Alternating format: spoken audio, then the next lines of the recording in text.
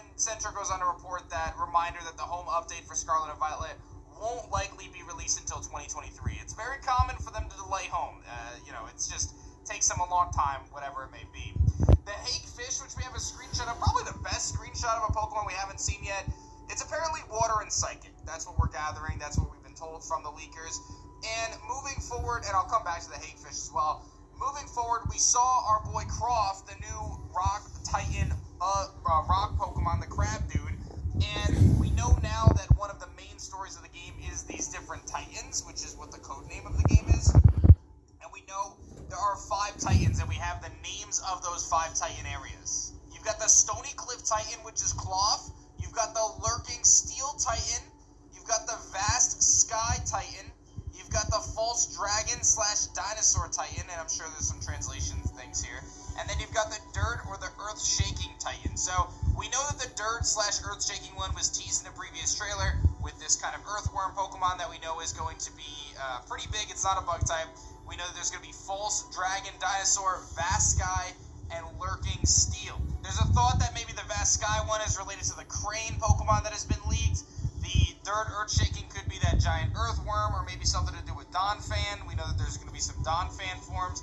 And the False Dragon / Dinosaur could be the Sushi Dragon. That's kind of one of the thoughts that we've had. But we do know that Cloth is going to be the Stony Cliff Titan, and that's going to be part of the game. So I'm excited about that. I think that's actually really cool. As like a separate path to take. Another thing to do is kind of... That's really unique right there. Titans, whatever their importance is in the game.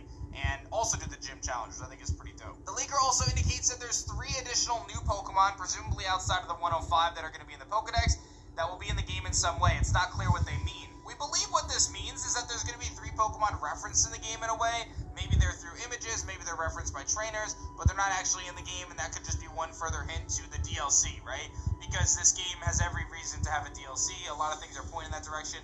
The leakers, both leakers have indicated that there's going to be DLC, so just prepare yourselves for that. So there's going to be things that are left out of the main game and held for the kind of DLC part of things. The Riddler Coup has actually confirmed that Gita is the champion of Scarlet and Violet, and what's interesting is there was a lot of talk about there being multiple champions, there being a male and a female champion, so they do mention that Gita is one of the champions of the region, but apparently she's the main champion. She's like the champion and the chairwoman, so kind of like Leon and Rose kind of fused in a way.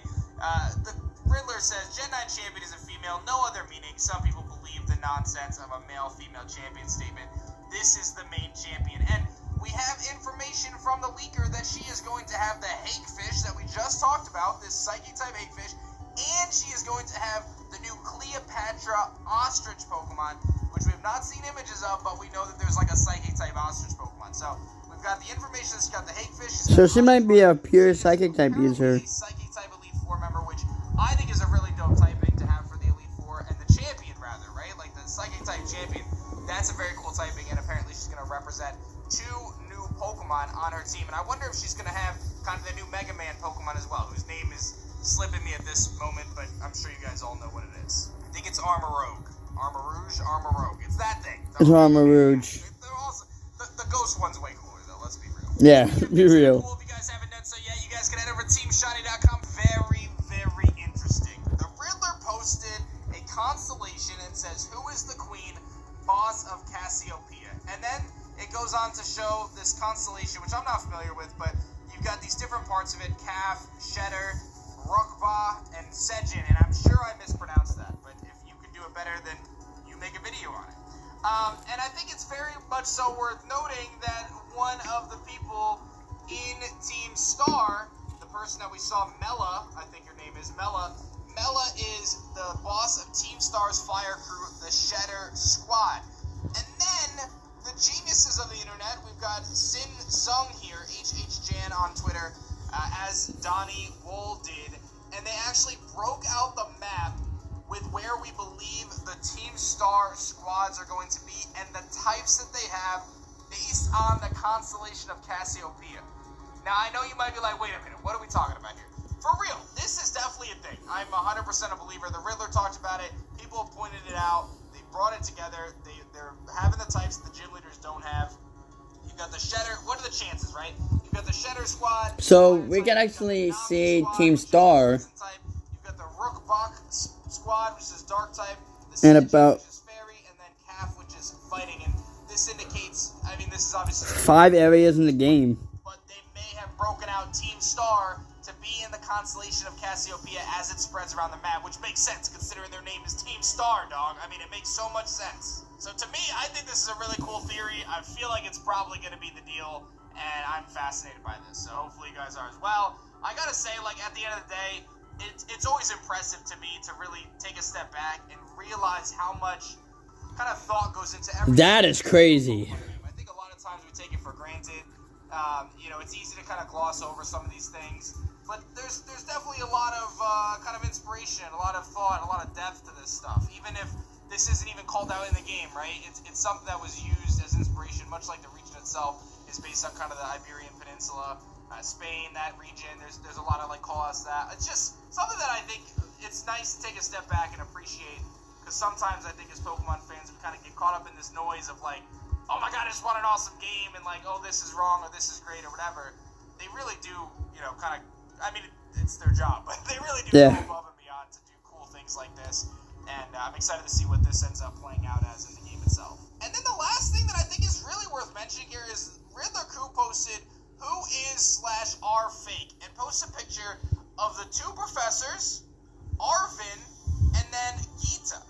So, indicating that at least one or more of these people are fake, which maybe means that they're from a different time period. We know that Pokemon in Scarlet and Violet can time travel, but the player itself does not time travel. Time travel was very much so introduced in Legends Arceus with the space-time dimension warp hole things going on. We've done kind of traveling on Solgaleo and Lunala and Ultra Space Warp rides. So this is a very interesting concept here, and if we remember, Dynamax Adventures. posted this post about Detroit Become Human, saying you would see similar stuff in Titan. Now we know Titan is obviously Scarlet and Violet, and we know why, because of the Titans, like Cloth, which I'm going to mess up the name over and over again. So I just thought this was an interesting thing to kind of talk about and bring up. One or more of these people in this picture are probably from the past, future. I don't know what's going on. I don't know, but some people have kind of speculated, like Salem here in the comments says, I think Gita is from a future India region, and she has come to the past equipped with new technology, easily becoming the champion and the chairperson. This person, Danny the Second, says Arvin is the fake. Sada and Toro never had a chance, and to have a child, that Arvin was made to fill the void. So there's some thoughts there, because obviously Arvin seems to maybe be tied to the two professors. I don't know, man. There's some really wild stuff here. I think there's going to be a lot of depth to this story and the lore that comes out of it. But it actually brings me back to when Sun and Moon was releasing, and the massive theories, actually all the games, right? Sun and Moon, everyone thought that Lily and Nihilego were tied together, and Pheromosa and Lusamine were tied together, and Guzma and Xurkitree. Nothing of that happened.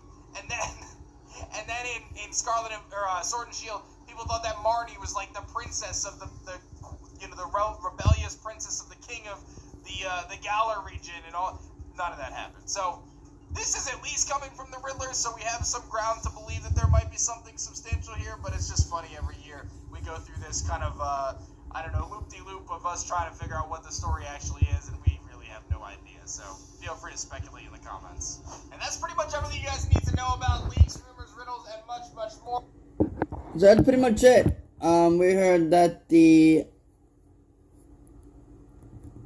champion is a psychic type user that's going to be utilizing the new ostrich Pokemon. And I believe she's probably going to be using Armorage with the fire and psychic type that we saw previously in the previous vlog. And we saw that Team Star will be appearing in the game, which is the new enemy team. And they're going to have different types of Pokemon based on the area you encounter them in. Maliko, I believe that's her name, is the leader of Team Star, which utilizes an fire-type Pokemon throughout the whole game. Again, sorry for no intro in this video. I just want to get up to it because that video was a pretty long video, like 8, 9, 10 minutes long. More than my vlog videos are usually at. But we did see some really interesting points that Dan brought out. The 5 stars on that map indicate where Team Star would be in constellation of the Paldean region. 3 new Pokemon are going to be coming out. They won't be in the original 105, but they might be coming back in the DLC portion of the game. A lot of things have gotten up for Pokemon Scarlet and Pokemon Violet. I hope you guys have enjoyed the video. If you guys did, show your love and support by hitting that little like button down below. Subscribe to the channel if you guys are new. Make sure you guys turn on post notifications. Your boy, it's another vlog video just like this one. And as always, peace out, guys.